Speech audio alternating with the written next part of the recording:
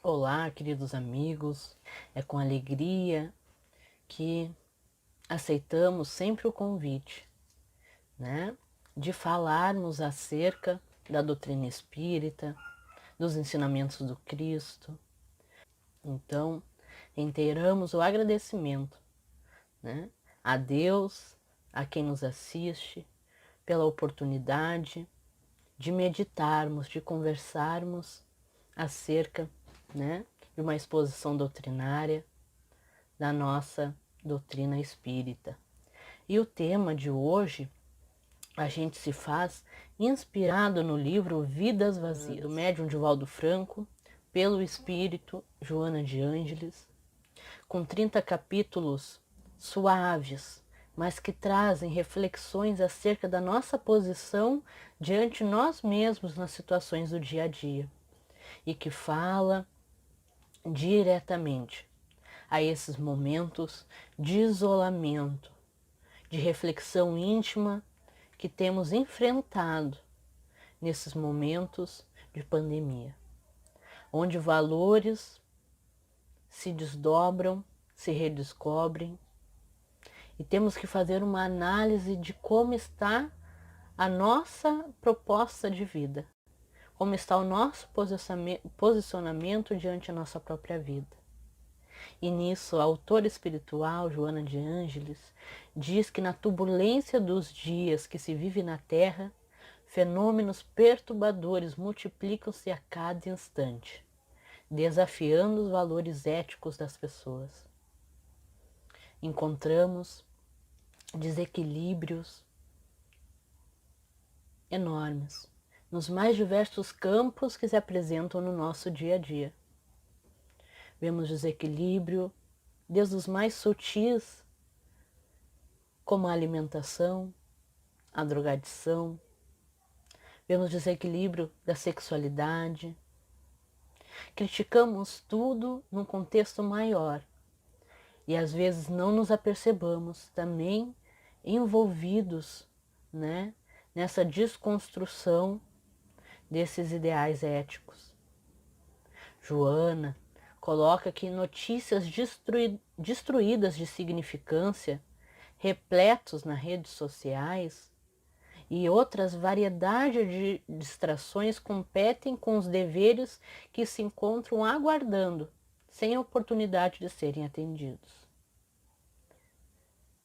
Nesse momento de isolamento, onde usamos da internet, né, das mídias virtuais, digitais, como principal instrumento de relacionamento, de comunicação, às vezes deixamos de lado propósitos e compromissos que temos que fazer e não podemos deixar para mais tarde e vemos a nossa vida passar diante das telas dos celulares, dos computadores, da televisão. Nos enchemos de informações que não são realmente necessárias, muitas delas sem um estudo e sem um cunho responsável, sem nada que nos agregue e muitas vezes com notícias falsas.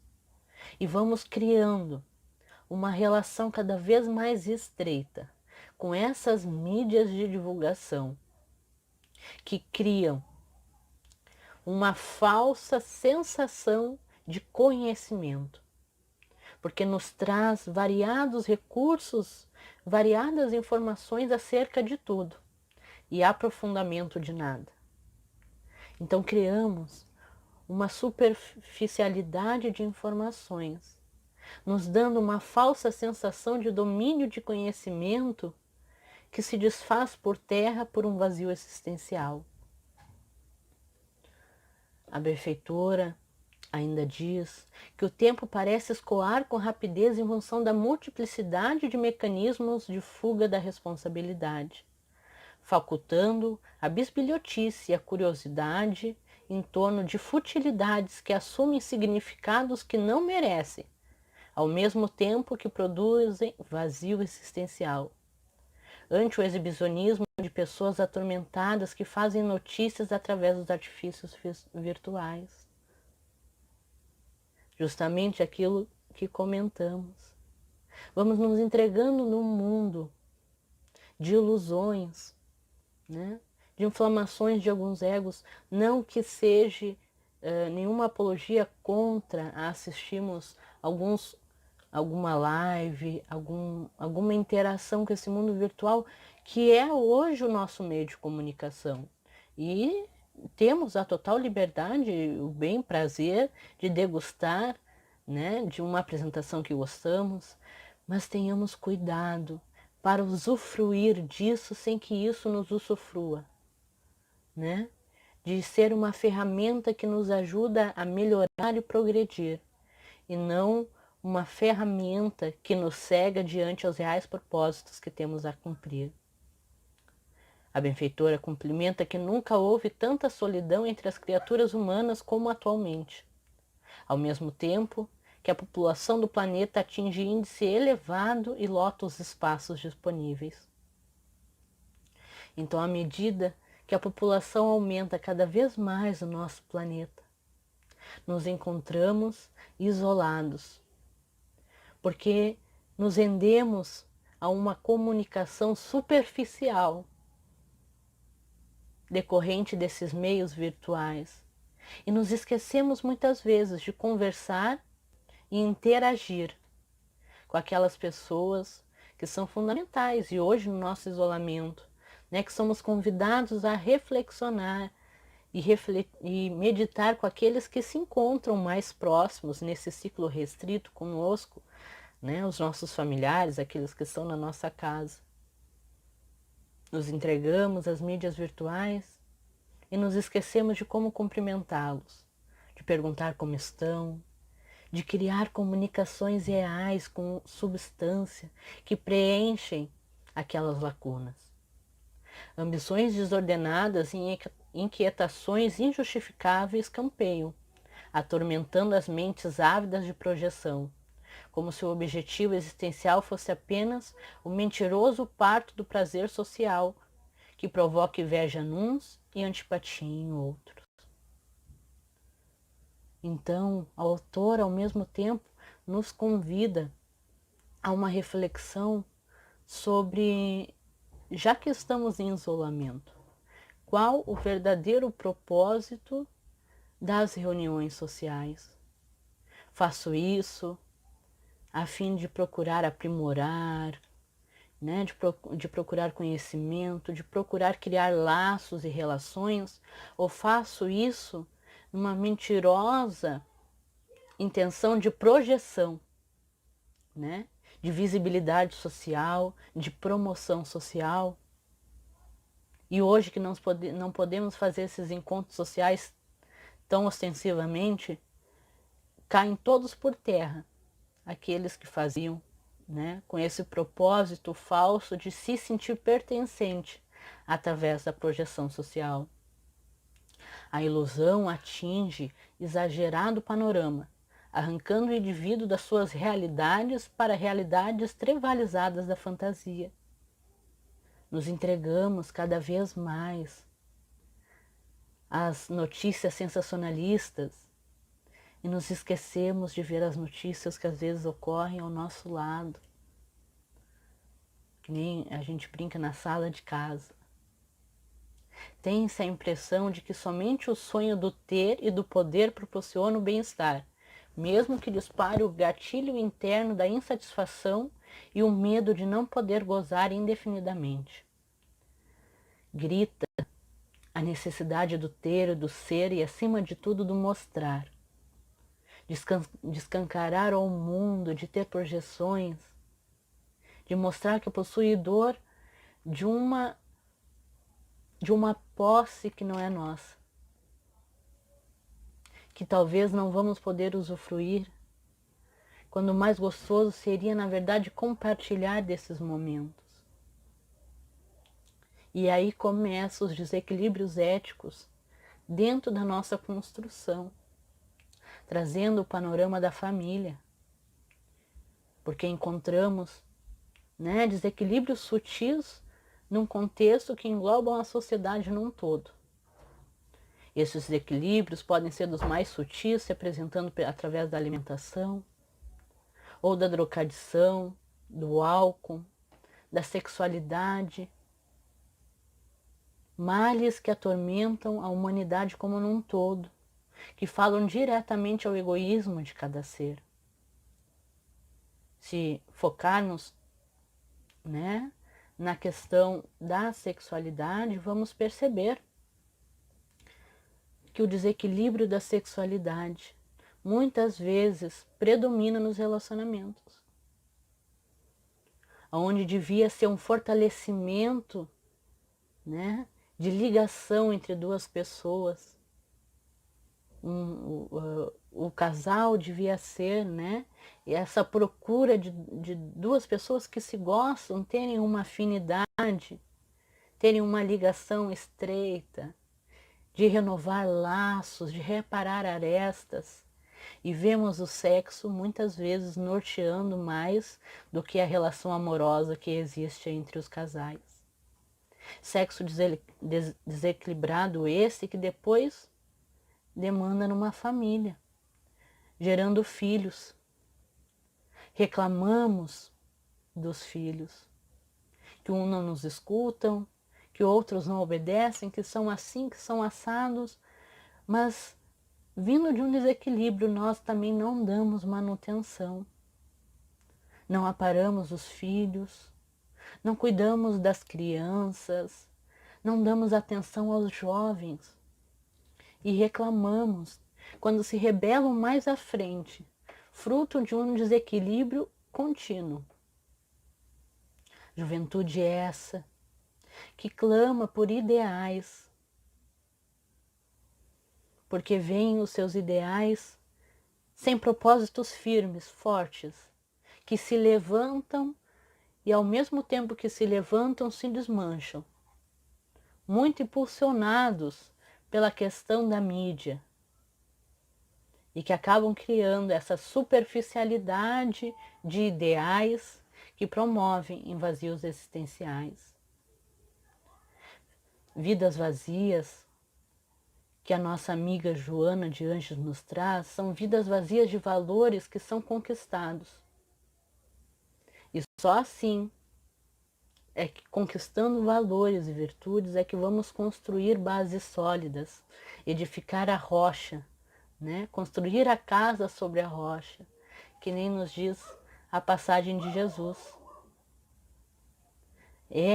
Jesus é esse ideal a quem tanto procuramos, não pela sua passagem, né? Não pela sua caminhada quanto personalidade crística, mas pelos seus ensinamentos morais que nos falam diretamente. É essa construção de valores, de virtudes e de moral que nos sustentarão perante toda a nossa caminhada. E mais para frente, na vida futura, porque o seu evangelho não deixa de ser um roteiro para bem viver a vida futura.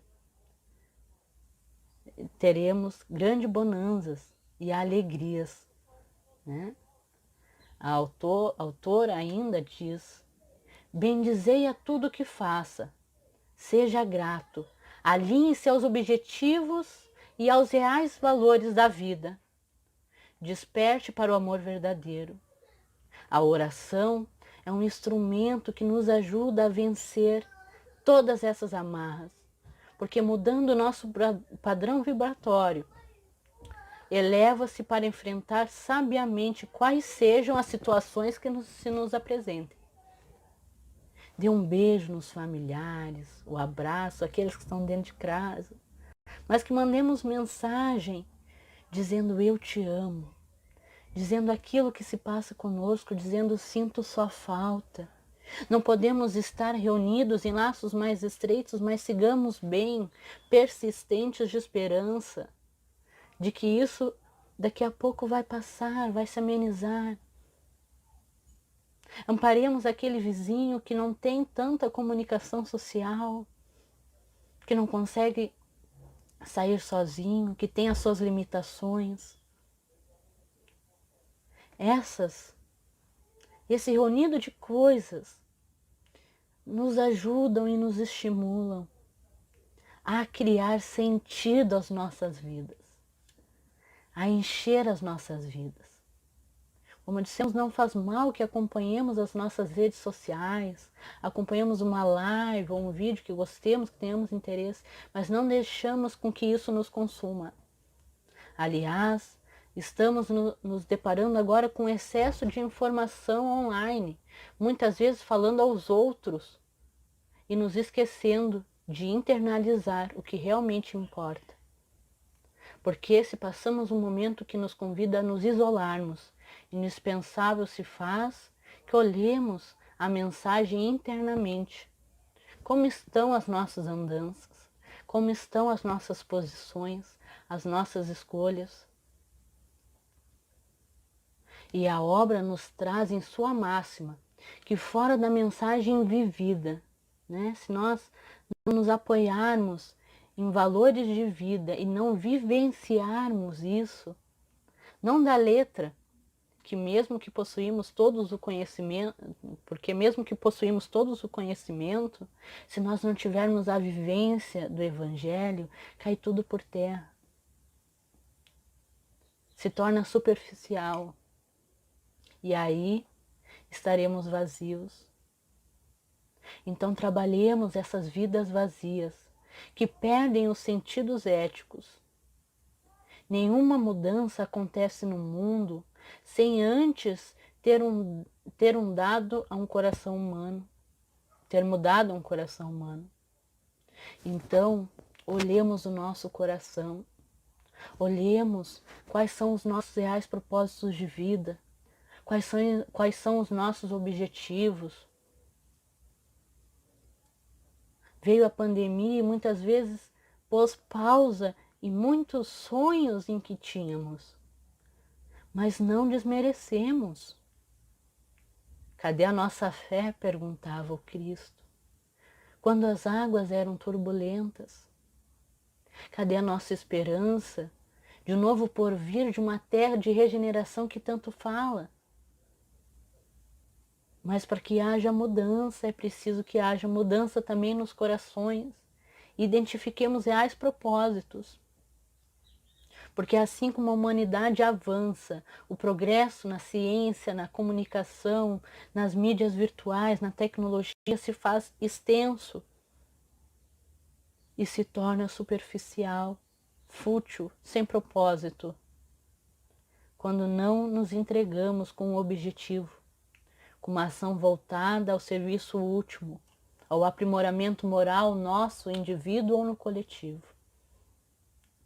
Dados os grandes movimentos hoje, dado o grande movimento hoje, tratamos tudo de uma maneira virtual. E nesse mundo de desinformações, cadê as grandes lideranças juvenis? Vemos corrupção, brigas sem sentidos, esmigalhadas por vidas vazias de valores, de sentidos, de ética.